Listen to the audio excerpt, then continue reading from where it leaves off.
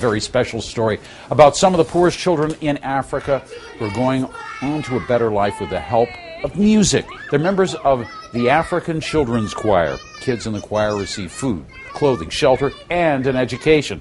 Their story is featured on the next edition of Inside Africa, and we're going to talk to the producer, Erin Levin, in just a moment. But first, I want you to get a clip of her work. The sound of Africa on the other side of the world. The African Children's Choir performs at a gala in Vancouver. For these children, the climax of an incredible journey, one that began far from the bright lights and glamour of this stage.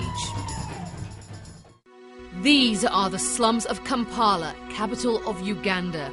Opportunity rarely smiles here, but the children do. My name is Stella. I'm 8 years old. We are in Kolovi. This is where I come from. There are 7 of us. A few streets away lives a young boy. My name is Jonah. This is my home, and I'm 10 years old. The stories of Stella and Jonah are the stories of millions of children in Africa. The cycle of poverty and disease seem inescapable. The chance of anything beyond a basic education slim to non-existent.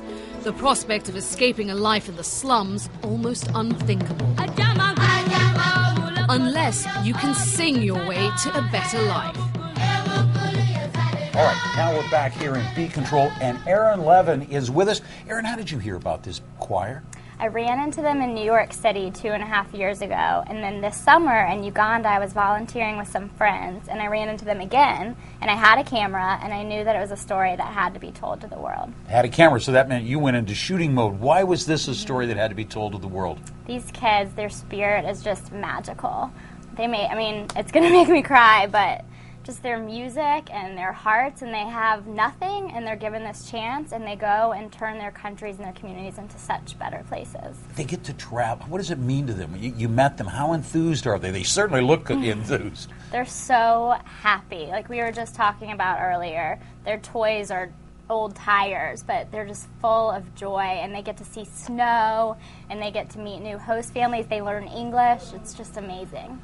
What do you think the world should draw from these kids? They have a lot to teach us, don't they, about joy, about what makes them happy, and more or less it's the real Africa they're showing us, isn't it? Africa is not just the sad stories and the corruption that you see on the news. The hope of Africa is in these kids, and it's going to be a continent full of rich joy, and it's awesome. This story moves you, and that's what makes you a good storyteller on it. When are we going to get to see them again?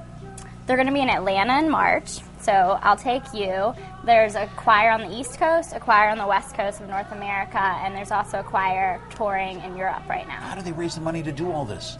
Through singing. Through singing. And they have a website? Yes, AfricanChildren'sChoir.com. Erin Levin, thanks. Great story, great backstory, too. Thanks, You're great. Jim.